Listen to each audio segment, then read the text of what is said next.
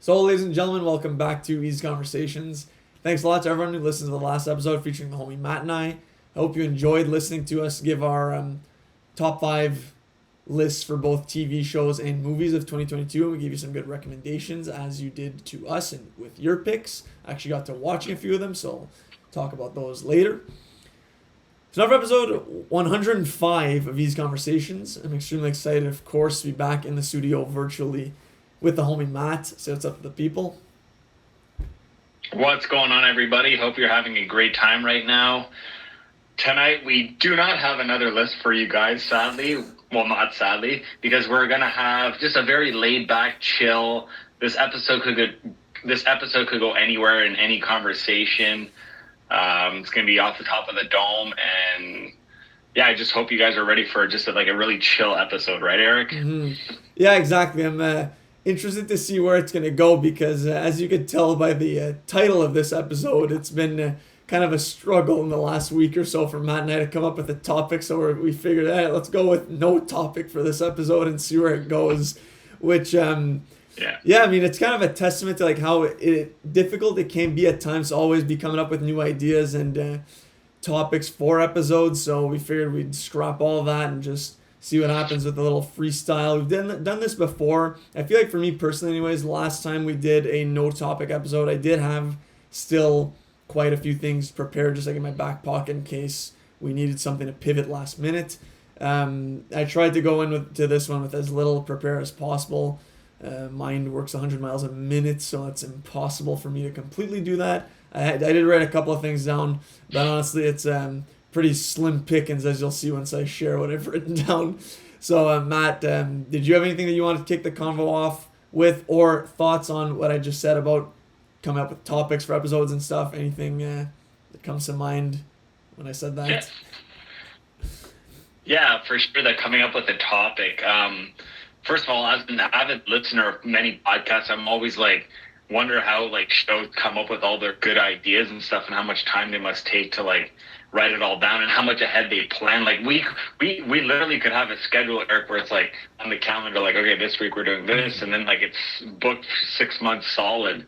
But I mean, that's a lot of work. We do this pro bono, and we go week by week basically, or 2 week, every second week we'll think of a new topic. I find it hard because this show covers a wide variety of things. So, for example, if it was only a horror movie podcast, I don't think we'd run out of ideas because there's always new things coming out and millions of lists we could do. But because we cover a lot of different things, we have so much that there's so many people, guests, we could have a multitude of different topics just with that, right, Eric? Interview style. We've done a lot of that, and sometimes they're great, sometimes it's not exactly what we were looking for, right? So, no, I struggle with finding a topic too. The dreaded text, do you have any ideas for next week's episode? Yeah. I'm always waiting for that. It's not dreaded, it's just okay, my brain needs to start working, right? Do you sit there at work, Eric, picking up ideas like I do? I try to as much as possible, honestly. It has picked up a bit for me at work right now, so I just haven't had the same amount of downtime that I once had to always be thinking of stuff. But it's funny you say that though, because I have done this quite a few times, a lot of times. Write down, looking ahead at the calendar, what the schedule release would look like, and look at either what shows or movies are coming out around that time on which we could do a pod for that week. But there's always gaps in between where there's just placeholders okay, and what could we put for this one? So I definitely do have some ideas for stuff coming down the line. But yeah, on the week or bi week basis, it is tough, and I'm already starting to send out. I don't want to do another no topic episode for a little while. So I've sent out some feelers for the next one, and hopefully even the one after that. Just have some guests back on, like you said, interview style. Potential look at a cooking episode again to talk about the new things we've learned and new tips for everyone out there, and just talk about our journeys and stuff. So that might be coming soon-ish. So but you're right though. The fact that we don't have a set topic for every episode does make it a little trickier at times. It's a gift and a curse. I feel like I've always said that. And and if this was a horror movie pod, I don't think I would be here. Just saying, my knowledge is not strong enough to anchor a bi-weekly podcast around horror movies. Um, yeah. On Or, that note, it or could. Okay, yeah. go ahead, Matt. I was just gonna say, or if it was something that like was one of your like deep interests, like let's say Mm, hip hop music or something that you're really into now, I would be like, yeah. ooh, not comfortable. Um, we have our audience. I think our audience likes what we like. That's why our listeners still listen to us because Yeah. they like the variety. You know, if I was in charge, I'd have like maybe a list every episode of a different Mm. movie list. But that's not what we're about, like you said. You said something else really good. Well, first of all, the no top like you don't want another no topic. I think there's no such thing as a no topic, right? It's like saying Seinfeld's a show about nothing. It's It's a true. show about everything. This episode, yes, there'll be no like specific title or topic, but we're gonna cover a lot of random stuff that I don't even know if I know what we're gonna talk about right now. It's just gonna pop in my head, pop in your head. Of course, I have some stuff I want to touch on later on. I have a couple ideas floating around in my head. Actually, I didn't write them down like you, but stuff I'm always thinking about. Um, and of course, and you touched on episode 104. I have watched a lot of stuff Mm. that I hadn't seen since the last time. So I do want to talk about that, but I guess we'll save that for the end when we do our recommendations. Um, but no, there's no such thing as no topic, Eric. True. It's just a hodgepodge show, like a charcuterie board.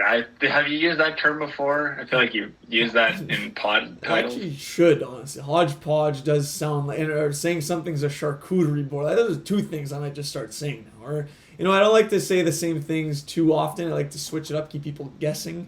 But hodgepodge, Yeah. charcuterie board, I might mix those into the rotation. But speaking of charcuterie board, this just made me think. This is kind of a segue into the first thing I wrote down.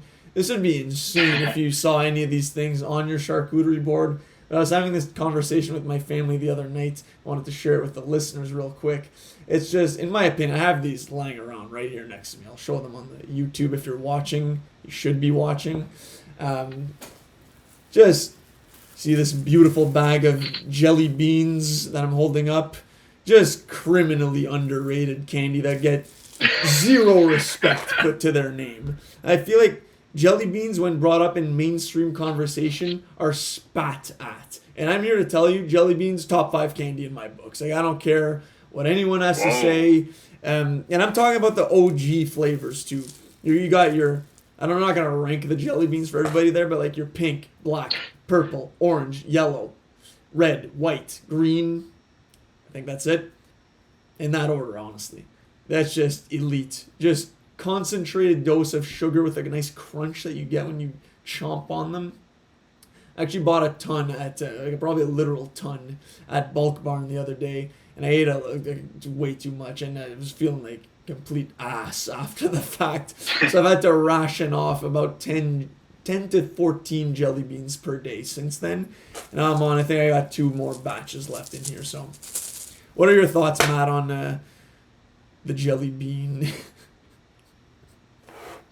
Super random, but like that you brought that up. But like at work, we try to like once a week buy like some muffins or cookies at the grocery store next door. But like the last time someone went out and bought some sweets for us, it was jelly beans. Well, candy really, Okay. but there was a lot of jelly beans there too. And I hadn't had a jelly bean in so long, Eric. And Frank, we polished off that bowl so fast. They're delicious. It's the texture, like the when you're chewing into them. The shell's a little crunchy, but it's Mm-hmm. chewy on the inside. Freaking love it. The black licorice, like the dark ones, not a big fan of the black ones, but we still ate them, but they were eaten last. Mm. But no, Eric, super random that you brought that up, but delicious. But which leads me, you said something super interesting I want to touch on. Like, did you feel like ashamed that you ate that many? Were you like a little disgusted, or just like, man, Eric, or you're talking to yourself like, man, I'm not trying to like, you're trying to exercise and keep healthy. So were you ashamed because of that, or just that you gorged yourself and you had a tummy ache? Great question and good clarification. I should specify. Had zero shame. Just actually felt bad because of all the sugar intake. It was just like I wasn't feeling Okay. well, and I had a nice salad later on in the evening, and just felt fantastic, like a zillion bucks after I had some greens back in the system. But yeah, no, it was an eye-opening situation where maybe when I was a kid, and it's been said that jelly beans are candies for kids. So I don't know if I really want that out there in the world that jelly beans is top 5 in my books, but I go on. I don't even know where I was going with this, but yeah, it just goes to show that I can't maybe eat as much candy as I used to when I was younger without any repercussions, right? So I'm nearing the big 3-0. Still got another year to go though, and yeah, just not the same as I used to be. And it's probably for the best, honestly. You don't want to be scarfing down orange jelly beans on a daily basis. But I am gonna finish this pack in the next few days. But yeah, no, it was Nice. an experience that I'm glad happened, but also it wasn't fun to go through. But also it wasn't like that bad. Yeah. Sorry, Eric. Every time you mention salad, my brain flashes back to you as a kid. I have this image of you polishing like whole bowls of salad that like your mom made. Like there'd be no leftovers of salads. You're a salad fiend. Is salad to you what like gasoline is to a car? Like you need the salad to run. You always have to have a fresh salad every 2 days or so. It's a good comparison, honestly. I actually don't have salad. I don't know if it's every 2 days, but every time we mix one in there, like if there are leftovers for either like the meat component of the meal or like maybe some potatoes, and there's a ton of salad left, I'm gonna finish that salad and keep obviously everything that's perishable for like leftovers like that. I feel like that just makes logical sense. But even if I wanted more like chicken breast, I'm gonna go for the salad bowl, and I will best believe I'm whipping out a spatula, like a plastic spatula, and just cleaning off the edges, getting all that vinaigrette. Just no feast for crows. It's all being eaten up, and I love it. I actually never get full off salad either. I can have like a full massive bowl for dinner, and I'll be like content by the end of it. It's great. So that's a great not problem to have, but just situation to have in terms of food habits. Salad's great, and you objectively feel good eating salad. I don't think that can be contested. I would say. I totally agree with that, Eric. Last meal, what salad are you going for? I'm making your dream salad. There's a bunch, honestly. The first thing that came to mind is like the salad that I make nowadays. Like I just throw a bunch of stuff in there, like lettuce, cucumber, tomato, peppers. I like a good pickled red onion in there too. Avocado, olives, capers, some mint flakes, and then just like a pretty simple salad dressing, like juice of half a lemon or lime. Actually, lime works too. Olive oil, salt, toss that. Delicious. But like, there's probably better specialty salads I could go for. Like a good obviously chickpea salad's not my number one that on the electric chair that I want there, but like I'll take any salad. Honestly, I don't discriminate any mix of greenery or beige food. We're talking chickpeas. How about you? Would there be one that stands out for you? Yeah, I'm like you. I like every salad. Probably a classic Caesar salad, homemade. I have a recipe for the dressing, which is like the key to a good Caesar salad. Then I have some like croutons, bacon, Parmesan cheese, the usual lemon. Squeeze some lemon on there. The salad you described was perfect up until you said avocado, but that's just personal preference for me. I find that you got to eat it right away or they become brown, I think, right? And got to be eaten right away. Plus, my girlfriend hates avocado, so no go on that. Yeah, I'm also the only one who eats avocado in our household, but that's fine with me. It's more for me, and I love avocado. Honestly, like it's you're right though. There is a short window of opportunity, but during that window, you're like just reaping the benefits of. It's great for you. Good fats. I want to say some omega-3s in there. Might be completely off. And I mean, like that's another salad I'll just whip up, like a Greek salad, except avocado, tomato, cucumber, green onions. Green onions in there for sure too. You gotta have some chives of some sort. Yeah. all this to say though, talking about foods made me like, you were saying you were busy at work, you're getting busier at work, and then we're talking about preparing food. Are you like, if you could, Eric, are you like a big meal prepper or like someone that'll do a lot of stuff the night before? I find I've been doing that more and more, living a crazy lifestyle right now of always being busy and driving an hour to and from work every day, 5 days a week. I'm doing a lot of stuff at night, and it's like a huge time saver. I don't know if you do that, Eric, or if, I mean, working from home, you must have a little more time than me. But like, do you assign a lot of time to like meal prep, or is it something you think about a lot? Like, do you have your meals planned for the week? That's my system, personally. So like, what's your system? There's definitely a system in place. I don't want to divulge too much because this is kind of stuff I was hoping to bank for our cooking episode, because my habits have actually changed a bit in regards to food preparation. And but no, for sure though, like, it is a huge advantage to be able to work from home, and I don't need to devote that much time in advance to make food. Like, obviously I like to as much as I can, but I also, when I have time during the day, like, I can take a quick 15 and do some prep work during like a break or even my lunchtime, and then prepare for dinner. So when I'm done my work, I can, like, as soon as my shift is done, start making dinner, which is a big advantage. Which unfortunately, when we'll go back to the office, I won't have that. A luxury, I will say. It is definitely something I don't take for granted. But yeah, no, I've kind of changed up a few things about the cooking game. So like I said, I don't want to say like everything about that right now, but you're right. Like, that is very important though, to meal prep, and it's something that, like, my mom talked about when she was on here with us.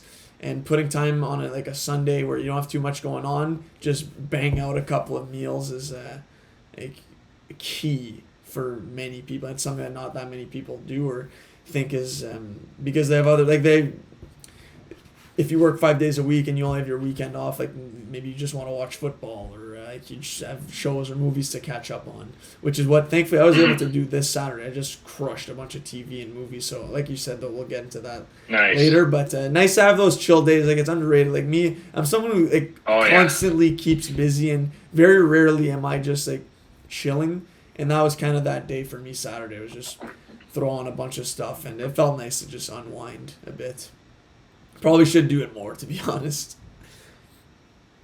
That's awesome, Eric. I had a day similar to that. I remember we had like shitty weather. I mean, by the time this episode drops, it'll be like 3 weeks now. Like that high windstorm we had. I took the Friday off work because literally living where I am, can't see 2 feet in front of you during a windstorm, and the snow drift across the field in front of my house and my laneway is so bad that even if I snow blowed it, if I blew it all out, or if my neighbor did it with his tractor, an hour later it'd be covered in snow. So like, my car's not going anywhere. So I took the day off, and I had one of those days, and I caught up on a couple of shows that I'm going to talk about later. So very important to have those days. You're right. It's kind of funny when you have one of those lazy days. You're like, oh my God, like, I'm allowing myself to treat myself. Like, should I be allowing this? Like, you feel like lazy a little. Like, I'm like, oh, I could be cleaning something. I could be, my OCD and the goblins in my brain are working like, oh, you could be more productive. What are you doing? But no, it's very important for mental health reasons to have like a day to yourself, and you can do your own thing. But yeah, no, this winter's been, it feels like every week there's a bad storm or something, and I'm like taking a day off here or there. So it's nice taking time to myself. Are you on the snow plow, or do you shovel manually for all the snow that you get? Oh no, like, I'm so blessed. I have a huge laneway. I'm so blessed to have a neighbor that's super generous and has a huge tractor with a blower and a shovel. So he takes care of that, and we just have to shovel like the walkway, which is 2 seconds. And I will be investing into like a really nice, like maybe a little tractor with a snow, like the size of a lawnmower tractor with a blower maybe in the future, or maybe just a push snow blower that I'm going to buy. I'll look into that in the spring. But right now my ass is getting saved by my neighbor. So we're very lucky. But yeah, Eric, it's brutal. Like I could show you pictures where it's like can't see in front of you, and the wind is like it's insane. There's no coverage, right? There's no houses, there's no trees. It's crazy. That's one thing I gotta say. Every minute it was like every time we have bad weather, I'm like, just remember how nice it was in the summer, man. Just remember the good times. Just remember all your huge field you can play with. Yeah, so it's a trade-off for sure. And it is, like I mentioned, our underrated episode, being close to your neighbors has many perks of which you are seeing the rewards of in this instant. Personally, so for me, like it's not the same situation at all because our driveway is like really small. It doesn't take that long for me to shovel, but I actually don't mind shoveling. I feel like it's underrated. Speaking of things that are underrated, but it also depends on the surface that you're working with. Like when I lived at Andy's mom's, like a year or 2 years ago now, we had like a bigger driveway because we're in the country, and that was not fun to shovel all the time. Like that's like a bit of a workout, and like you're out there for a while. When it's heavy snow, that's just compound interest out there. It can be long and discouraging, but a little driveway in the suburbs, like hey, it's a nice little excuse to get outside. And but no, it's shoveling. Love it and hate it. Okay, yeah. Mostly hate them probably overall. I mean, nobody enjoys shoveling, but it is satisfying when you're all done and it looks all nice and clean. You know, like I don't like cleaning my bathroom, but I get a nice feeling after I'm done and it's all clean. Like I feel satisfied. The room looks good, just like working out, right? You feel like that, the boost of the sense of accomplishment, basically. Mm-hmm. But yeah, like you lived in Vars, right, Eric, with Andy's parents? Yep. Yeah, Andy's. I mean, there's probably a big driveway, so just imagine doing that like probably 3 times the size, and like by myself, it'd take me 2 hours to do just the laneway part, and there's like a whole roundabout part to my property. Like I need to like everybody come up for the day. You know, like how we were saying like, oh, Uncle Claude lives really far away. Like now I'm that guy like an hour away. I don't think I'm as far as our Uncle Claude in Gracefield, but like I'm quite a hike away from you. I know we're all just waiting on that invite. It's the ball's in your court at this point, but no, that would be fun for sure. Mm-hmm. Barbecue party outside, hamburgers. Yeah.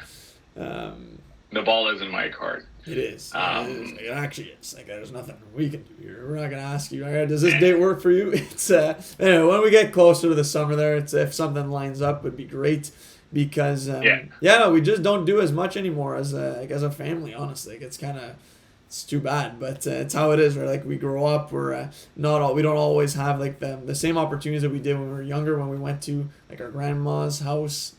And that was like kind of our rallying cry to do like the holidays together. Now it's just not, she doesn't live there anymore. So, that's just life. But if we can still do these things every now and then, like I think it's important and always a good time. So.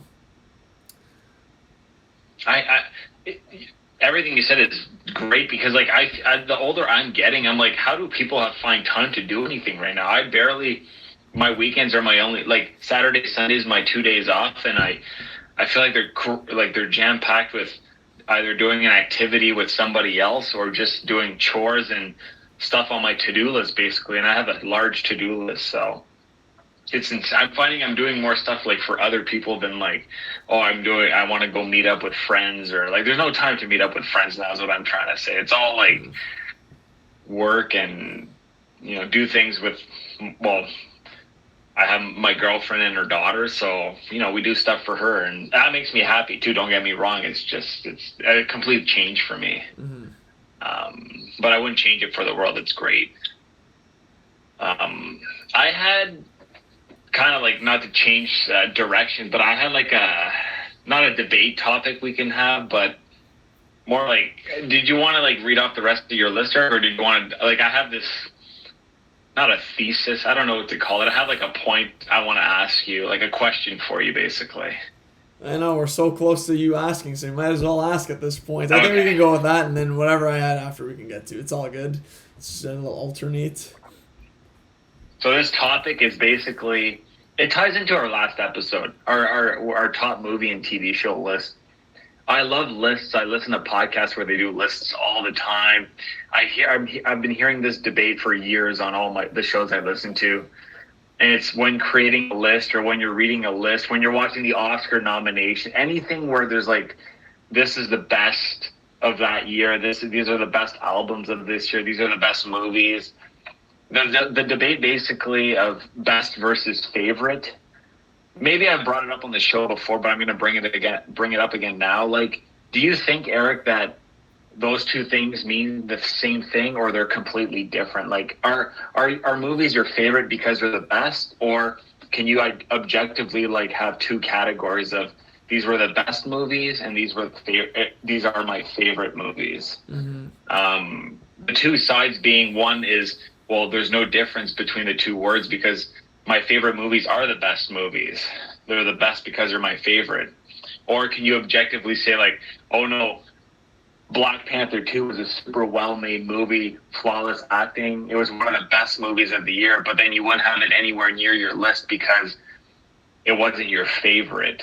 You'd prefer like a movie like Violent Night. Mm-hmm. Like, do you have any thoughts on best versus favorite? Yeah, I mean, it's interesting choices you made there for like the movie picks, but well, I mean, I think you know where I stand on it. Like, just based on how we make the hip hop episodes, like I had Montega by French Montana as my second favorite album of 2022. So I don't buy in at all to the notion that these things that people say are the best should be your favorite and not vice versa. So, for example, I could actually take an example that I was going to talk about later. So I watched Banshees of Inisherin, which was your favorite movie of 2022 and is also considered to be one of the best movies of 2022.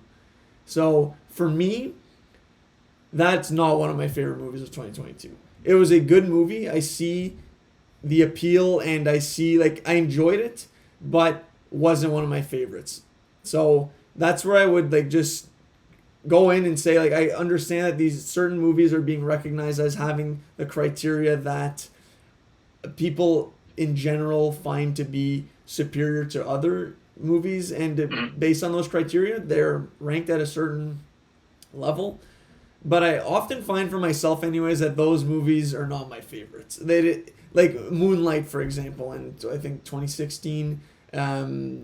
What else is there I can think of off the top? Like, I try to watch the Oscar-nominated movies, and for those movies are all considered to be the best. But Nomadland, prime example, did not like that movie, straight up. So for me, I'll always go personal preference, what I like, and to me, that's the best. But I don't think in general that what I like the most is the best. You know what I mean? Like, it's a weird one to debate in my mind because, like, you'll never truly convince people, or I won't be convinced anyways, and I don't think I'm going to convince anyone, but that's just my opinion. And I don't know if I think I went all over the place on that one, but that's kind of my stance on it is my favorites to me are the best, but I understand that they're not the best in general. That's how I would describe it. No, I understand we'll talk about Banshees in a second. Actually, I have questions for you. But back to Nomadland. So is it a good movie, Eric? Yes or no? I didn't think so. Like, but do you see like merit in it, like acting wise and the way it's made? For sure, yeah. But for me, it was an unenjoyable movie. And maybe I should watch it again. And I know that like some of those movies you do need to see once. Maybe you're a little confused and it's not what you're expecting. And then knowing where the story's gonna go, you can look at it from a different point of view and like dig deeper and understand themes and symbolism and all that. But that's not always why I'll watch movies. I'm not saying like I always need it to be just like simple popcorn action, but that like I do appreciate those. But for me, like the movies that are heavy on like the acting and great dialogue, I'll appreciate those as long as there are things I look for. Like I want interesting characters, I want an interesting story, some good intrigue, and all, like just basic things really. But I find for the most part, a lot of these movies that are well ranked, they just don't always do it for me. Eric, what you said was beautiful. I couldn't agree more, especially on Nomadland. Like, I'm right there with you. I'm in the same school of thought as you too, Eric. Like, if I were to make, I could make two different lists of like 100 best movies I've seen and 100 favorite movies, because I feel like there's a clear difference between like everything you just said. Basically, I don't need to repeat it. Like, I know some of the movies that are my favorites, like, yeah, they can get picked apart for technical reasons, but like entertainment value, like, we're watching movies to be entertained here, or are we watching them to learn something and watch the art of cinema? Two different things, in my opinion. So, well said, Eric. Banshees of Inisherin, yes, you kind of have to know a bit of backstory, and I didn't even know any backstory, which I kind of felt like a little like lost. That's why I had a lot of questions after the movie. It is kind of a movie where having like Google searching after the movie would benefit you, and it's a movie that's like you could write, like you could write like a whole like paper on it, like saying, oh, this represents this represents that, this character is this character is that. I don't know if you got that, Eric, like the whole Northern Ireland, like the whole Civil War thing going on in the movie, like the allegory. Did you get any of that? Yeah, no, I got it like pretty quickly, Yeah. honest. Like at first it was a little abrupt, but then as the movie kept going and like they keep showing that the war is happening at the same time, like, all right, this is what these two characters represent. It's like I didn't do any research on it after the fact, but I figured that one of them was the North and then the other was the South. I wasn't sure which was which. I'm sure knowing that would have made me understand why certain characters act the way they did, and that like one of them was more focused on the arts, and for him that was what was important, and the other was like just being a good guy. Like, that's what people remember you for. Like, I did like a lot of what they were doing. Like, it was a good movie, but for me it's just, I don't know if I'll go back to that movie personally. And like, there were moments that I was definitely hooked, like closer to the end, like I wasn't sure where it was gonna go with as things start to heat up a little bit, ramp up. But yeah, no, I did get that for those two characters anyways. I'm not sure if other characters were meant to represent different factions, but for the main two characters, I did get that metaphor or allegory, like you said. For some reason, I didn't get any of that till after the movie. Maybe I was just too sucked into, it got like something else caught my eye in the movie, but maybe that's why I enjoyed the movie so much, and I wasn't fixated on that. But it's a good, Banshees of Inisherin, a good example of a movie, like, technically nothing wrong with the movie acting wise, and the setting's freaking gorgeous, and it was. But it's a movie that's like, it's like a film school movie almost, right? Like, you could talk about it for like the whole class and like dissect this, dissect that. Not necessarily always the thrilling movies, those types, right? Those are movies that like, like Andrei Tarkovsky's movies, Stalker, Solaris, all those movies, the Russian art films, not super entertaining, but like they're super psychological, intellectual movies. There's a lot, and those would make my best of movies list. But entertainment wise, like something like I'm gonna save it for the recommend. I'm not gonna name drop these shows that I've watched, but I'll save that for the recommendations. But back to our debate, to me, completely separate best and favorite, and it's super hard to say like what movie is the best because it's subjective. I know at the end of the day, you're gonna decide what good acting is. It's not like, oh, Eric, this is good acting. No matter what, like, you can't have an opinion on this. This performance is good no matter what you think. But at the end of the day, Eric, you could think that someone could think that Daniel Day-Lewis in There Will Be Blood is not a great performance, right? Even though everyone else agrees that it is. So again, it's all subjective, but I think we can start making like little definitions of like, okay, we know over time this movie's like super rewatchable.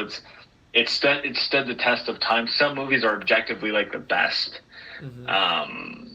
And then movies that are like that you rewatch all the time, those are your favorites. They could be really well-made movies too, but they're the movies you go back to and they make your favorites list, and they hold nostalgia and a special place in your heart.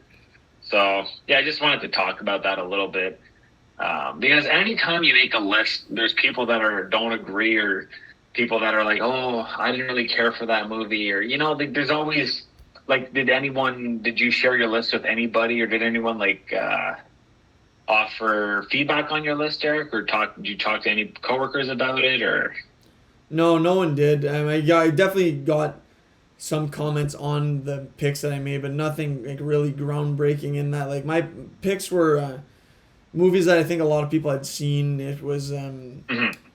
and I will also say, I feel like when people make best lists, they're gonna go with what they think will ruffle the lead. Or for the most part, I think people will, to ensure that they don't get clowned for their lists, they'll put the picks that they think should be there. For example, if I'm making a best of 2022 list, hip hop album, just go to that. And if I don't put the Kendrick album on my best list, I'm getting clowned for that. But if I do a favorites list and I don't include it, which I didn't, who cares? That's my opinion. And I honestly respect a favorites list way more than a best. I don't give a shit about a best of list because I don't think it's that authentic. I think it's people putting, oh, like, if I'll lose credibility if I don't put what I actually thought was the best. But everyone else is saying The Whale is the best of 2022, so it has to be my number 3, even though I didn't even see it. You know what I mean? Like something like that. I feel like we should just get away from best. Like, it's cool in a sense because if you're looking to get into these movies that maybe don't get as much exposure but are actually fantastic films for all these reasons that we've talked about, then that's good because then you're like discovering these movies that are considered to be great by most people. But I feel like a favorites, like you said too, you're getting to like there's a reason why they're picking their movies or their albums or whatever the list might be. There's a story to it. Nostalgia plays a factor. Anything there is way more interesting to me than this was the lighting on scene 27 was superior. You know what I mean? Like, who cares? Let's get away from this and let's go favorites. That's why I don't even consider doing a best hip hop album list because that just wouldn't be authentic in my opinion. And it's kind of like, what's the point? We're just putting this. I've already said this like twice now, but that's kind of my piece on that. Let's do favorites going forward. It's the way to go. Superbly said, Eric. Any like hip hop critic that has like a blog or website is almost peer pressured into putting the Kendrick 100%. Lamar album, right? Because it got so much attention. It's like Brendan Fraser's performance. If you say it's not one of the best performances of the year, like, you must be crazy. Everyone's been talking about it. I mean, Kendrick has that reputation now. When he drops an album, I've liked all his albums leading up to Mr. Morales and the Big Steppers. Like, it wasn't my favorite of his, but like, he earned that reputation of like, okay, he dropped an album, we're gonna be talking about it, and it's gonna almost be good even before it comes out, right? It's like a film director that's ultra can't miss. Like, Quentin Tarantino can't miss right now. Yeah, there you go. You almost have to like Quentin Tarantino's movies because they've all been almost all bangers, right? Like, you kind of like the fool if you don't say it's one of the best movies of the year. Same thing. That's why, like, go ahead. I was going to say, let's just be more true to ourselves. And if we don't like the next Quentin Tarantino, let's not say it was one of the best. Let's say, like, what, he missed there. I don't know. It's food for thought.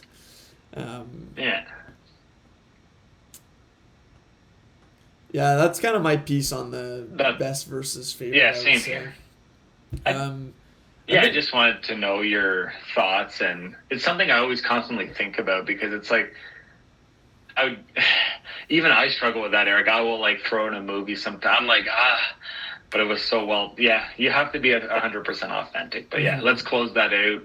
Did you have anything else you had written down, or? And I guess it's an easy segue because we're talking about kind of movies in a way. I've just been completely going against my cardinal rule of not watching trailers, and now I feel like I've already seen this movie, but I can't wait for Ant-Man and the Wasp: Quantumania, but I feel like I've seen it in its entirety at this point. They're showing so much in these trailers that I can't look away. I'm so pumped for this, and I gotta get back to my roots now. No trailers, going completely blind. I feel like I've been looped in because I'm very excited to see Kang the Conqueror be on the screen for the first time now. But that's kind of where I'm at right now with movie trailers. I'm actually on the flip side, so I just finished Succession season 3, season 4 starting soon, That I've been seeing trailers, but I've been looking away. Like I don't want to get any spoilers for that. But for some reason, Ant-Man I've seen like a lot. Have you seen any trailers, Matt? Are you still on that like no trailers life? Other than maybe in the theaters where like you're not gonna like you can look, it's whatever you're there. But any thoughts on that? Oh yeah. Still only watching trailers at the theater because I have no choice.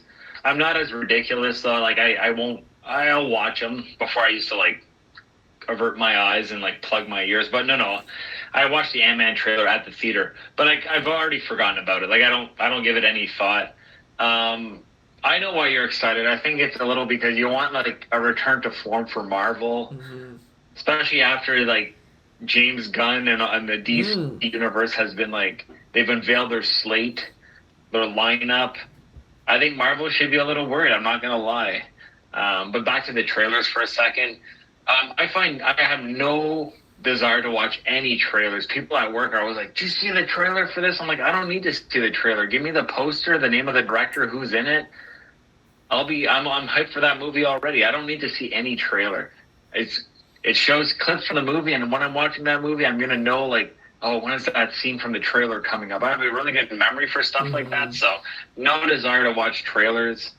Ant-Man, I'm very excited for because like Marvel's gotta like come back to its like A material. You know what I'm saying, Eric? Yeah. No, you're right. Like, first of all, the DC lineup looks sick. I'm actually pumped for the things that they announced, like the shows and the movies. Like, for the most part, I'm intrigued to see 80 to 90% of them all. But yeah, no, this is a huge movie for Marvel. Like, that's an understatement there, but it's true. And I don't want to go in though thinking that it has to be like one of the best movies of Marvel. That's not the case. I'm just looking for it to really kick us off on like a good storyline for this Phase 5 because it's the first product in Phase 5. I want to see, like I said, I don't know if I've said on the pod, but I feel like I've been saying this. I want to see Kang just dominate in this movie. So if that means Ant-Man dies, I'm okay with it. I don't think he'll die, but I do think someone should. Yeah, but it's for me. It's even more than trailers. I'm like looking stuff up too. Like I'm just so invested in this movie. I've calmed down in like the last weeks, but still, like now it's at the time of recording. It's a week out. I'm going on opening night. I'm pretty pumped to go see it. If you haven't guessed, and it's gonna be a good one. There's 2 post-credit scenes apparently. And apparently they're both good. So stick around after the long credits. I normally Google on my phone, like in the Wikipedia page, to see if there's a post-credit scene as well after I've seen the mid-credit scene, because then that tells like whether or not you should stick around, right? Like you almost feel like yelling at everybody, like "There's no scene," but you know that's their journey, and they gotta just go forth with 2 left feet in this situation. But yeah, no, Ant-Man, very excited for it, and. Yeah, I don't know when their next Marvel show is going to be, but they definitely do need to pick it up. Like me, it's the Green Lantern show I'm very excited for, and the Superman movie, the Batman movie. Like with James Gunn at the helm of it all, I think they're in good hands, DC. And this is what we need, honestly. We need DC to actually put out good material to rival Marvel and actually create a good debate because I'm actually reading one of the Batman Justice League comic books right now, Injustice Volume 3. It's very good. Like They say they have the best source material of, like, between Marvel and DC. Like, the comics are much stronger for DC. And that it's been really fun to read. Interesting. You know, I still gotta get my, like, hands on a book. I have my reading games, like, dropped. No, I'm super excited, too. Low expectations, and then... Here's the problem. I haven't, like, my theater games dropped off the face of the earth. And you're always like, oh, I got my tickets for, like, I'm ready to go that day. Like, before, I was just like, I'd be having my tickets in advance. Now it's like, I don't even give it a second's thought. It's like, I text my mom, oh, do you want to go see the movie? Like, 2 weeks after it's come out. Yeah, let's go. Before, it was like day one, by myself even, a Thursday night, I had to go. So... that's a whole lifestyle change, but no, I'm excited. Just my theater game's like non-existent, like I said, just living outside of Ottawa, so yeah. Right. Not the same, but that's okay. Yeah. Like I like it Um, for Marvel movies. It's fun. Like for me, those have been some of the best yeah. theater experiences. Like Infinity War, Endgame. Trying to think of others. Like those are the big two. Like No Way Home was sick in theaters. Like that was a. Those three are probably some of my best in theater experiences. And like I don't like to wait for Marvel movies. Like I don't want anything. And like I said, I've already seen too much. Right. So like it is fun to get in there with people who like Marvel, and everyone's there like, for the same. No one's there to mess around, like talk during the movie and like be annoying and stuff. So, because I feel like the majority of the time now when I go to the theaters, if it's just like a random movie on a whatever night, people are annoying. And I know we already talked about this in our movie theater episode, but it's still the case. You know, tighten up that etiquette in the theater, kids. And to start being like that old man yelling at cloud meme. But no, trailers. Try to avoid them as much as possible, just to wrap that up. Yeah, again, Zack Snyder, Batman versus Superman, Mm. one of the worst trailers in terms of linearly, like showing the narrative in linear fashion. Like I couldn't believe it. Whole movie. So Marvel's done a good job though. Actually, Infinity War, Endgame, perfect trailers. No, Marvel's done a good job. It's a stupid freaking Batman versus Superman and so many, like all the Dwayne the Rock Johnson movies, all of the Rock's Mm. movies, same thing. Like you see the whole freaking movie. Those crappy action movies, you see the whole movie. Right. Um, and I used to love watching trailers too, but now it's Same. remember like when I babysat you guys, like Pirates of the Caribbean, the new trailer would drop like for the new Pirates movie, be like, oh my god, losing our minds. And we know all that. Now we know too much about him. Yeah. Now we know too much about a movie before it comes out. You see everything. It's like it sucks. Yeah, that's why I'm hoping Ant-Man is kind of misdirecting us with the trailer a bit, because they do show like what could be looked at as a linear storyline with what certain characters do. So I hope there's going to be a bit of a twist on some things, because like the two trailers have been sick. But now that's the problem, is like those trailers hype me up so much. So you don't want to go into the theater coming off the hype of those sick trailers, and then when it's just the scenes that they took from the movies chopped up with some cool music, it looks awesome, but then in the movie it kind of doesn't hit as hard. That's the trouble again that you get with watching trailers, that the sequencing in the trailer look awesome, but then in the movie it's just like, okay, yeah, it's a decent little punch there or whatever. Like I don't know. So I think it's for the best to just avoid them overall. All this to say, don't just avoid them. 100%. Did you? Have I don't anything know else if that you had? no, go ahead, Eric. Well, just about watching stuff. Like I've been mixing it up a little bit. The content that I'm consuming. This is something that I used to never do, and a line that always came to mind was from a comedian who I got to see actually last year, Jim Gaffigan, would say, "I don't watch the news because I don't like being depressed." And I started watching the news actually for the last few weeks. It's been pretty interesting, and like I feel like important to be informed on what's happening in Ottawa and the world. And it's been a nice change of pace. I'm like doing the dishes at 5:56, and I try to wrap up quick to not miss 6 p.m. puck drop, so to speak. So would recommend the news. Check it out. It's important stuff. Do you watch the news, Matt? I don't feel like I have to, because like I was scrolling through Facebook, and like I go on CNN's website quite often, or like news websites on break at work, and I see all the local news on Facebook. Like someone will post something, so that's the only source of news I get, Eric. I know I don't sit down and watch the 6 o'clock news. I always find like they try to pick bad news to get your attention, and it is depressing in my opinion. I don't need to watch any. I don't want to know that. I want to watch my hockey highlights every morning. That's a must. Do that before I start my shift at work. But no, I don't need to know all this. No, I don't need to know all that. Yeah. Especially the weather. It's like, shut up with the weather already. I have a phone. I can see what it's going to be like.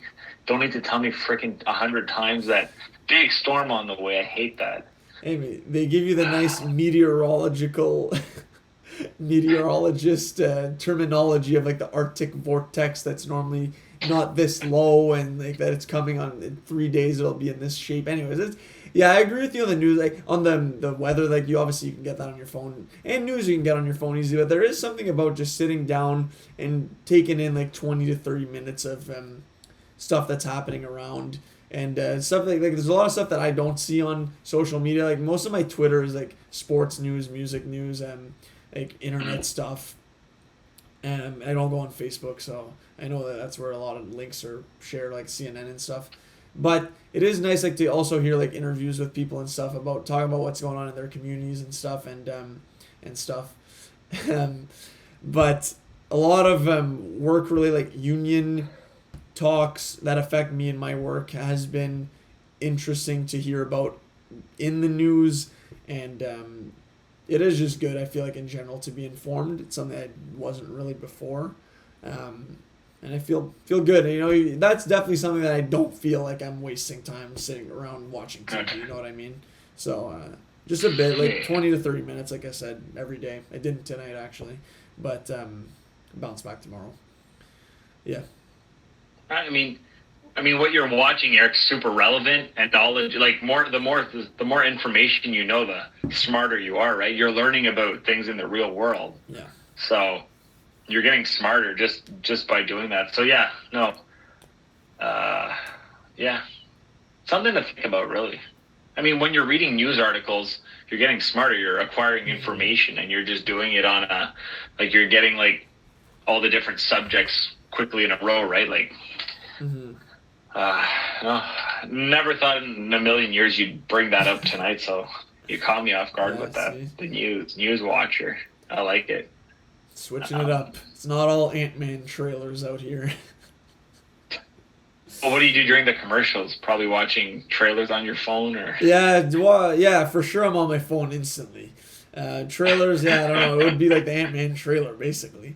And Creed, but no, overall, I don't know, just fantasy hockey stuff, you know. Oh, yeah. Wordle. Oh, yeah, I like that. No, it's fun every day. Like, it's a little brain teaser, and that's another thing that, like, sharpens the senses. Like, there are a few words sometimes I don't even know what they are, but just based on the letters that remain, like, okay, it has to be this. Like, this bloggle isn't a word, so it has to be... I don't know. Yeah. Did you, I know we talked about trivia questions. Is that something you want to do? So, or did you want to jump it? We could probably push that, I think, to another episode, like full, dedicated full out episode, yeah. Just to make sure what I have is a little stronger, because I feel like you got more questions ready for me than I did for you, so I want to make sure they're a little more up to par. And okay, yeah. I will say one last thing I had written down as my last note going into this episode is something that I've noticed anyways, that you normally get like a pretty solid return on investment, good bang for your buck will always get a mirror back to you, is just saying, like, as a closing word or sentence to someone as you leave or thank them for something, just say, like, hey, cheers. Cheers. Almost guaranteed the other person will say cheers back. There's just something about it I've noticed, and I don't overuse this word. Like, I barely say it. But almost every time I do, I was like, all right, hey, cheers, thanks. The other person says cheers back. There's just, it's the combination of letters in that order, also with what it implies. Like, it's a sense of camaraderie. You're like, the person's thinking like, yeah, let's cheers our beers, hypothetical beers together. There's just something about it that gets people going, gets them in a good mood. They think it's Friday afternoon, and I would recommend that. Early random recommendation. I'm telling you, it's a winner. It evokes a feeling of like accomplishment, like cheer, like drinks clinking together, like thank you for your help, like thanks, you were like, yeah. I like getting the cheers, like from helping somebody, like cheer, like thank you, cheer. Yeah, exactly. Yeah, I do like receive it on the receiving end. So And then Very European, right? you almost feel like obliged to say it back for some reason. There's something about it that just, but it's good vibes only though, right? Like it's not, there's nothing negative about it. You're just toasting to a better tomorrow. And like I was saying, it's something I try not to use too much, but I do like saying it, and then people like hearing it apparently. So just maybe test it out. Don't overdo it though. You don't want to be that guy who's always saying cheers. That's 100% certain. But let me know. Like I actually would be curious if you were to use. It's not like homework or anything, but anyone who would like to test my theory out. It's obviously happened where people haven't said it back. I'm not saying it's like always a guarantee, but for the most part, people say it back. So I am curious if anyone does want to test this out and let me know. I'd love to be proven wrong. That's how you learn. I'll say it 8 times at work tomorrow. We'll see what happens. Yeah. I might not have a co-host then going forward. No. Yeah. I mean, friggin' saying thank you is underrated, and saying cheers is just like it's a way of making it more like original, I guess, because not a lot of people say cheers. Like I worked with an Australian guy for 5 years at Farm Boy, and he would always say cheers, and it lost its meaning after a while. Cheers was his thank you, right? So that's true. So yeah. Don't overuse something, or else it'll become like diluted and it will lose its meaning. Exactly. Well said. Did you want to jump into like recommendations? Because I want to talk about a couple things that were on your TV list from last episode. Okay. Set it off, Matt. I worked really hard at watching these 2B shows, and that's all I was watching the last 2 weeks. But I've watched Andor and Better Call Saul. And they were both fucking phenomenal. Let's go. Love it. Talk about Better Call Saul first. Last season of Better Call Saul, season 6, divided into 2 parts, 13 episodes. Holy shit. Like, just the meat of that season, like episode like 6, 7, 8 was insane. Like everything with, minor spoiler alert here, like anything that happened with Lalo and Gus and that whole storyline was unreal. As we approach the end of the season with all the more of the black and white footage and like what happens after the events of Breaking Bad, that really kept my interest. Actually, I wasn't bored for a second. It was just like I wanted to know what would happen. Ultimately, I was satisfied at the end. It's not like a huge banger of an ending of a series, but it's appropriate. It's an appropriate ending in my opinion. Everyone gets their just desserts, right? Mm-hmm. What a great show. I'm glad you told me. You're like, Matt, you need to watch it by any means necessary. And I did. Freaking Bob Odenkirk and Rhea Seehorn and the guy who plays Mike, like Jonathan Banks and freaking Giancarlo Esposito. All the actors in the show are masterclass performances. Very good writing. Like Vince Gilligan, Peter Gould, the writers and creators of the show, like, so compelling. I don't know, Eric. Like, it would be close to my number one. Not gonna lie. The problem is Andor was also equally as good. So, but no, Better Call Saul, freaking great. I'm so glad you had it on your list because it kind of like kicked my ass to watch it. So good, so good.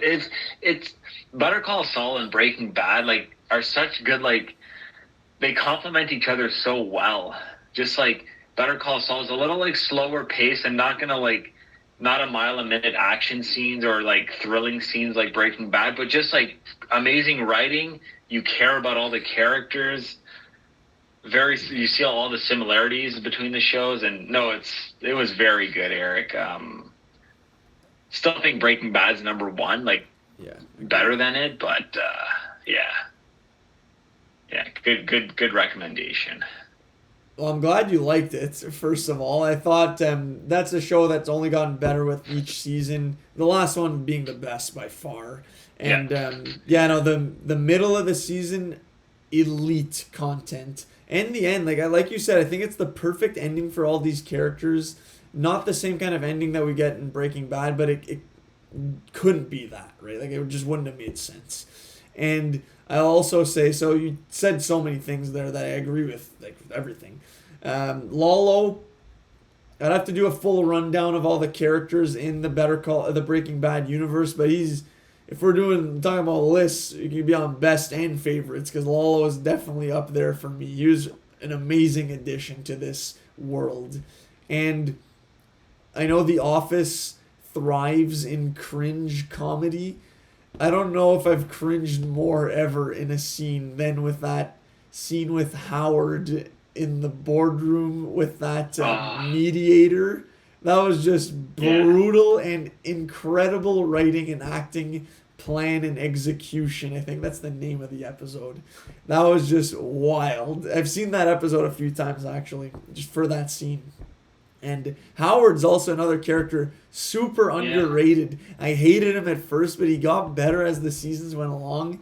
And all the characters are so complex and nuanced that very few shows are able to pull this off, like both Breaking Bad and Better Call Saul did, giving us these iconic characters. And so just smart TV, attention to the production value. Like I love all the editing too, like how they have their shots on food and like the cuts from to show the passage of time. Always like the shots of random objects like in the desert at the start of an episode, and then the episode ends on that same obscure item. Always love it. No, Better Call Saul. I think it's a must watch if you've seen Breaking Bad. Not the same kind of show, but you will be rewarded if you put in the time and effort. It's top tier television in my opinion. More accessible. I think more people would like Better Call Saul. People that aren't into like violent and drug shows, like Better Call Saul is more like with the legal system and the lawyers and like conning people. Like it's more people will like that kind of stuff than like violent, like meth labs and like, you know, the stuff in Breaking Bad. They're more gangster aspect. What I loved about Better Call, every time they cut to like Mike and Gus and their problems with the cartel, like that was like, to me, that's the most interesting part. Like how they set up operation and like, and like the scene of Lalo basically. What a great job he did. When I saw him in Hawkeye, the TV show, I was like, it's so jarring. I can't picture him as anything else but Lalo Salamanca. The scene with Nacho when he's like telling off Hector, Hector Salamanca, like he's like, I caused this, like I am the one who switched your frig. Brilliant. Eric, I was like goosebumps all over me. I was like, oh my god, this is like top tier television. I know this is like a special TV show now.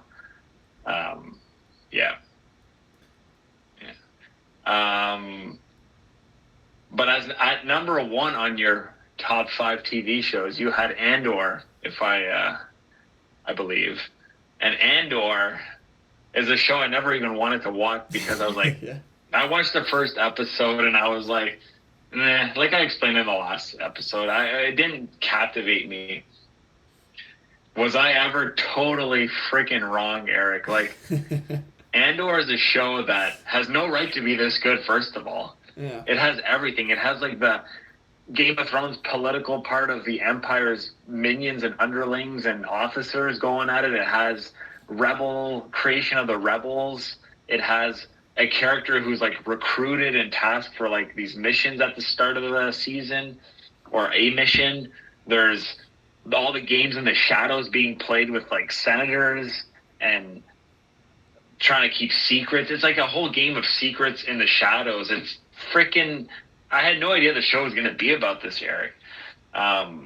Like you talked about it, like you're like Stellan Skarsgård's in the show. He's amazing. Like him and every other freaking actor, that girl, that female Emperor officer, she was amazing. I forget her name. I forget a lot of the names, to be honest, in that show because they're all like, well, they're from a different galaxy. But like, she was great. What I loved about Andor is the jumping between the different settings, a la Game of Thrones. You know, you're following Cassian Andor, then you're jumping to Stellan Skarsgård's character, then you're jumping to the bad guy's point of view. Love that stuff. Never was bored for a second. Great action scenes. flashbacks, but not too many of them. You know, they did that really tastefully. They didn't like bore you with too much backstory. The prison like little sequence, like the 3 episodes where he's in like the jail. I was like gonna watch the whole show on just like them in jail. I love jail movies and TV shows, so that was perfect, right? Yeah. Yeah, I don't know what else to say. I mean, I want to talk about every episode, but Andor had no business being this good, but it's like it's a 10 out of 10 TV show. I think for so. like Star Wars and Marvel shows, it raises it sets the bar for Star Wars and Marvel TV shows, in my opinion. 100%. And like I said last episode, like I'm curious to see how Mando is gonna follow this up. It's not the same kind of show at all. We don't expect it to be. But that kind of writing and just like the way they're able to set up like tension and just really you're never sure what's gonna happen was just second to none. And Genevieve O'Reilly, who plays Mon Mothma, was fantastic. Like all of her scenes with the political aspect of the Senate, I guess, was taught like, and even hearing about bureaucracy inside the ISB, ISB. It's like it's stuff that maybe if done in the prequel trilogy, we have no interest in seeing all of that. But in here, like with this level of writing and like the fast-paced environment, like it's even though we don't always understand what they're talking about, it's made interesting, and like you just want to find out what's gonna happen next with the plans that they're concocting to capture a certain rebel spy, and like it is made for it's Star Wars for adults. It's Star Wars after hours. There's there's a lot of great stuff in there. Yeah, amazing show and a great finale as well. But no, I loved how it was structured too with like the mini stories of like 3 episode arcs. The one when you had texted me that you had started watching it there and you hadn't seen the Eye yet, like the storm. It's not really a storm, like just the big light show with the cousin from the Bear, that guy. Yeah. He had a great quote, which I've actually used at work, which is, "The axe forgets, but the tree remembers." Like, amazing dialogue. It's so good.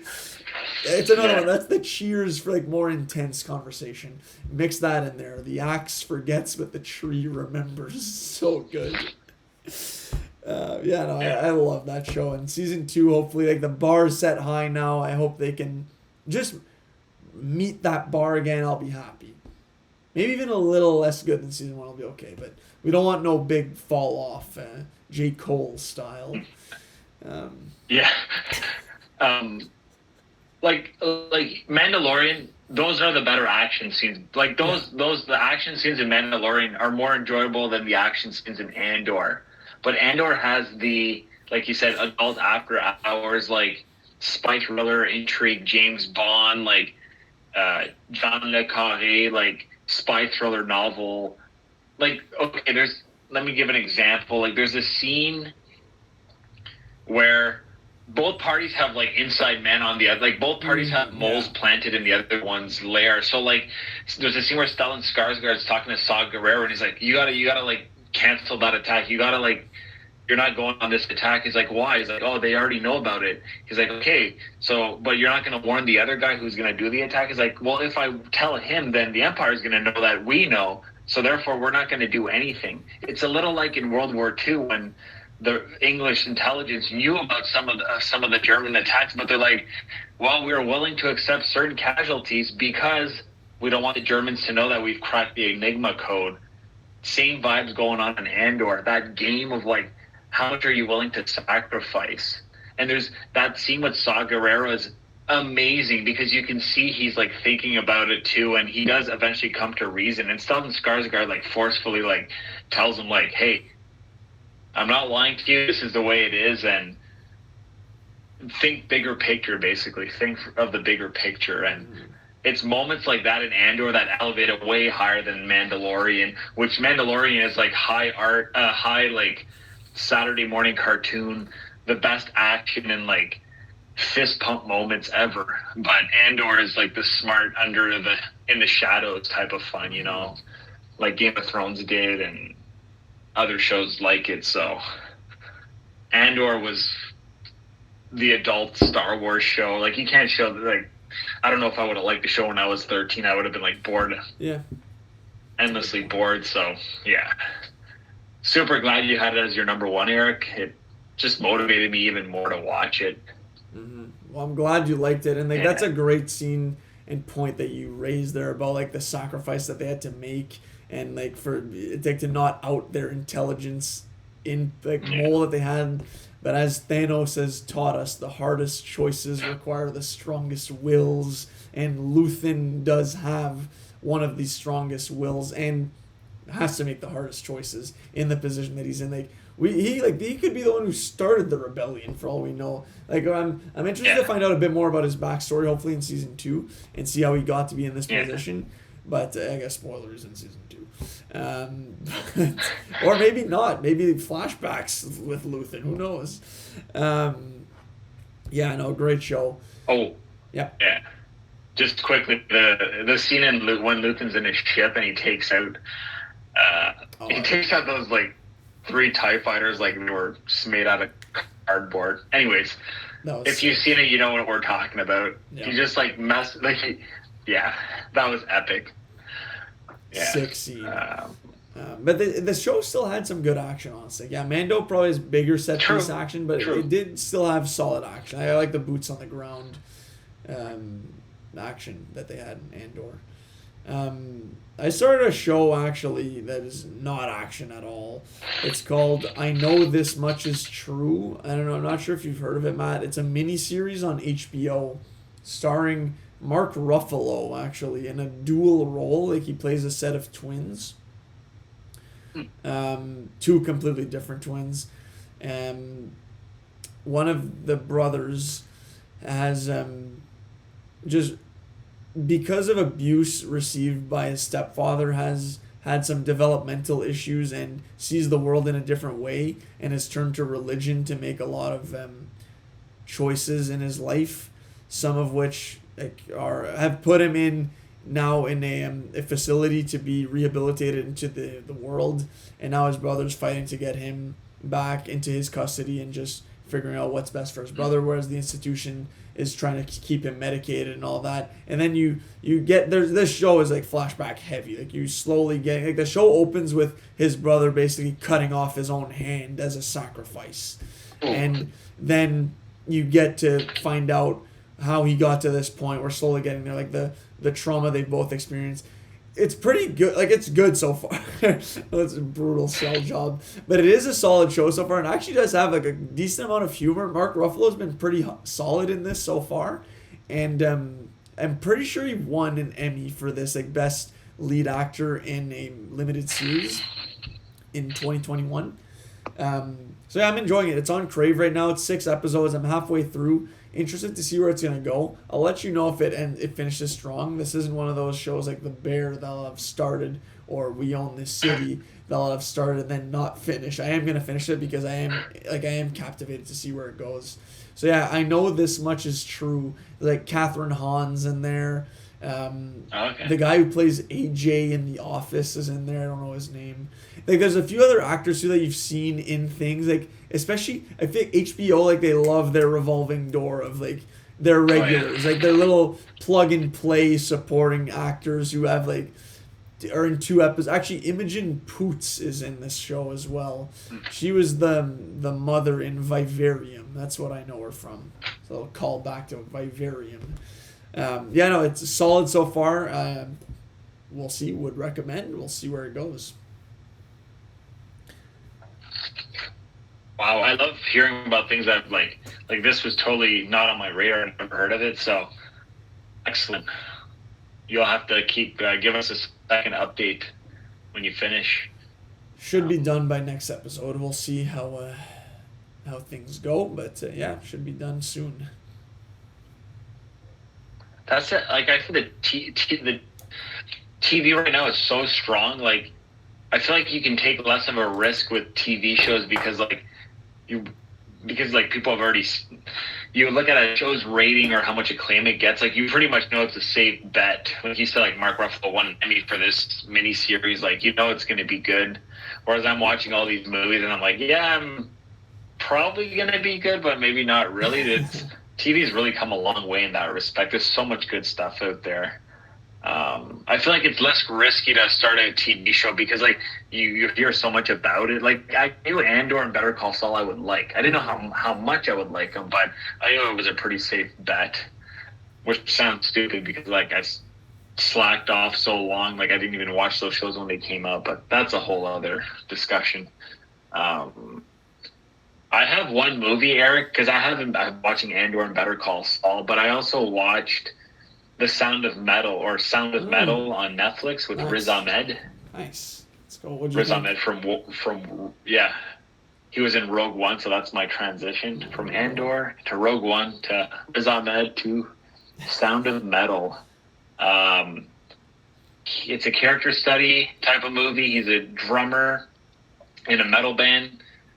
One day wakes up, he's got ringing tendonitis in his ears, like severe ringing. Everything's muffled. You kind of experience the movie through his ears for that little bit in the movie. You can barely hear what all the other characters are saying. You experience it from his point of view.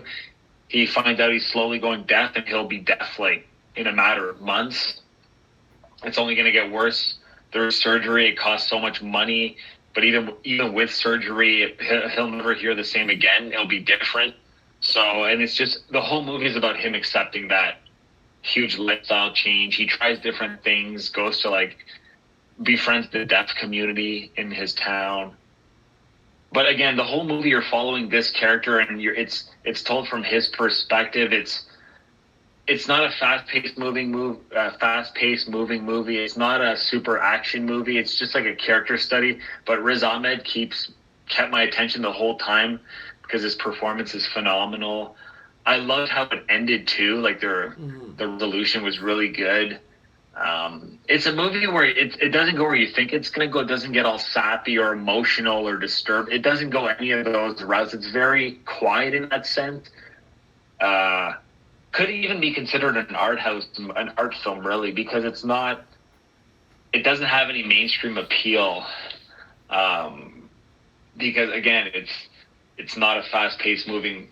It's a character study. But I loved it, Eric. Like I gave it like 4.5 stars. Sound of Metal was great in my opinion. Riz Ahmed, always loved that guy. I've seen him in a lot of stuff now.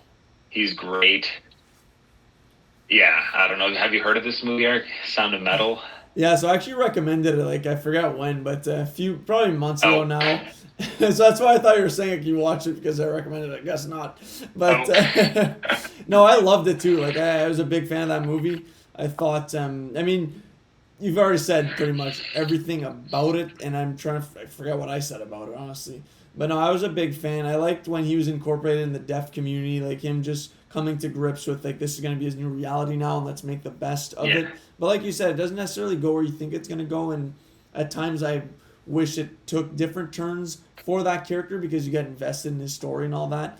Like this is a perfect kind of movie that could be considered probably as like a best of. That actually is, like I enjoyed it quite a lot. So like there's no I don't know, it's like not to get into this again in depth, but there are some art house movies I guess that resonate with me and certain people more, and then others that just won't as much. That's just movies in general, I guess, right? Like you're not, no one's always gonna like the best of movies every single year. Like I think you might be lying if you say you like all of them every single year just because they're like the top 50. You're not gonna like the top 50 just because they're on someone's list that says the best of the movie. Anyway, I don't know what I'm saying right now.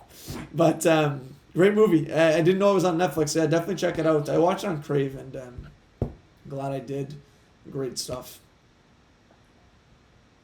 Yeah, my bad. Totally forgot you talked about it. That's all good. I saw it on Netflix. I was over the moon because I was like, it was on my watch list. So, yeah, that's the movie I watched. Yeah, I mean, he was nominated for an Oscar. I knew it was a good movie. Like it was critically acclaimed. So, yeah, that's what I've been watching the last 2 weeks. Yeah, that's pretty much it for me, like that show. So I also watched Bullet Train, which is a 2022 film. Loved it. That's the kind of movie that I wish I had seen in theaters, and I kind of wanted to see in theaters too. Like those big action movies that have a lot of moments for laughs in them, they just play in theater. And while I did enjoy it watching at home, it's not the same. I think it's not a testament, but just like a sign that whenever these movies that you think could look like they could be cool to see on a bigger screen with people, like, just do it. Like, we don't really get to go to the theater as often anymore as we did when we were younger, and I think it's something that, and people just don't want to anymore because of streaming it as much, right? But for those kind of movies, like, it's definitely worth going to see. Like, I feel like this would have killed in theaters. I loved it. I thought it was a great movie. I was into it the whole time. Brad Pitt, man, like, the guy, he doesn't really miss, honestly. Like, I like most of his movies. He does a good job at being like a funny, charismatic lead and just good action star in his own right. A lot of great actors in this movie too, like a star-studded cast. And I was enjoying all the cameos in there. Especially when he did like his outfit change on the train, like that was hilarious. If you remember that. Yeah, 2 Atlanta actors in there, Zazie Beetz and my guy Paperboy. They crushed it. Aaron Taylor Johnson was great too. I really liked his character. And even the White Death actor, I was like, who is this guy? Like, I knew him. And then there was that smirk, that recognizable General Zod smirk. And was great stuff. So I would check that out. It's on Prime Video. If you haven't seen Bullet Train, definitely recommend. Don't know if it wouldn't have made my top 5 based on my like the picks I made. I stand by those, but definitely one of my favorites for sure. I like what you said about the theater. I think had I seen Top Gun Maverick at the theater, I'd have a completely different opinion on the movie, because I loved it, but like you talked about before, like at the theater, that movie's in a world of its, in class of its own, right? So yeah, that would have probably made my list, my top 5. So yeah, good point. Going to the theater, it's never gonna die because of that experience of movies like Avatar and Top Gun. So I'm glad for those movies. Yeah. I think Marvel movies too. I'm trying to think what else this year. Like, this is something I wish we'd done in the last episode, because now we're kind of dwindling down to the end here. But I feel like had we done shows and movies that we're looking forward to in 2023. Like, for me, looking at movie or theatrical releases, like Dune Part 2, I think that's gonna be a must see in theaters, because Dune 1 was a hit, but Dune 2 is gonna be huge, and the special effects, the sound, the action, I think that's going to be truly must-see in theaters. Then there's, like, Oppenheimer, which, I don't know, I haven't seen the trailer for that. People are pretty pumped for it. I'll probably go, like, I want to watch it. I don't know if that's a must-see in theaters. I don't know what you think about that one. But the Marvel movies, for sure, are. They always are for me. Maybe the Mission Impossible movie, too. I mean, Oppenheimer's already going to be a good movie, right? Because it's Christopher Nolan. He doesn't make bad movies. I feel like it's very unpopular to say his movies aren't good. Like, he's very, very well liked right now. So it's going to be a solidly made film. Mission Impossible 7.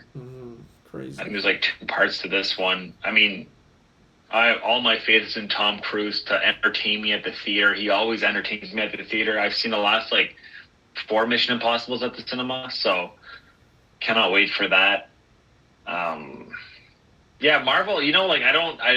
Once the Marvel movie comes out, then I'll be hyped. But I don't think about that too much, and then it quietly creeps up on me like Ant-Man is right now, and now I'm super excited. So I'm not going to think too far ahead on that. All right, good stuff.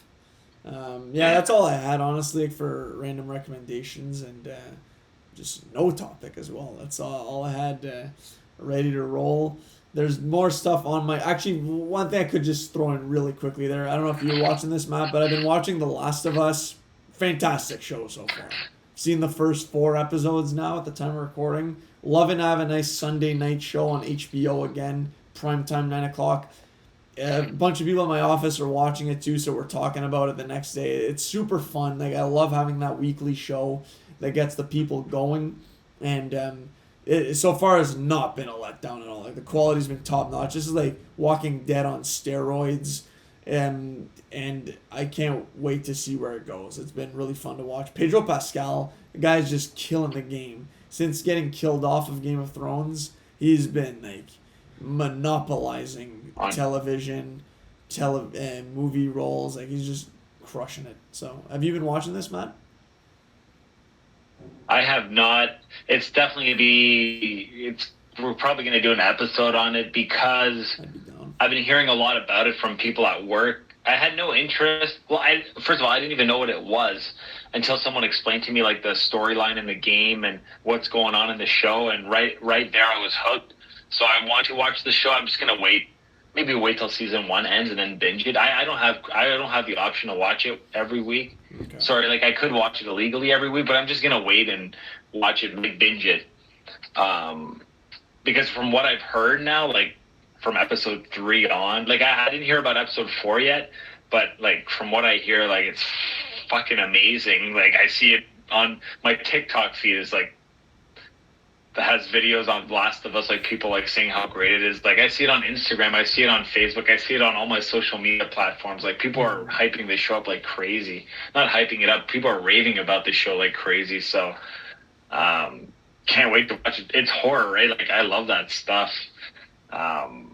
Survival, apocalyptic stuff. I love that stuff. So I think we'll have our own we'll definitely have a show where we talk about that. I'm guessing, right, Eric? Yeah, I know. Hey, like I said, I was doing a little look ahead and like scheduled of what could go where, and I mean, it definitely had a Last of Us. Okay, the finale's gonna be this date. We could do an episode this date. Like, so no, I'm 100% down to do that and talk about like just that genre too, like zombie apocalypse, all that there. So I think that's definitely one for in maybe a month or two down the road when the show is wrapped up. But yeah, I think that'd be a good spot to wrap it up for our episode tonight. Matt, any final note? Well, super fun. Like we started off not really knowing where we were gonna go, but ended up we've done an hour and 25 minutes, so we figured something out. Any final notes for the listeners? Yeah, thank you everybody for listening. I hope you enjoyed the episode. I mean, I had a super good time too, Eric. I inadvertently always come back to talking about one of my favorite things, which is like movies and, stuff around that subject. So no, I had a lot of fun tonight. I hope everyone is having a good time right now and enjoying the winter or not enjoying it, whatever. It's almost over. So yeah, thank you for listening.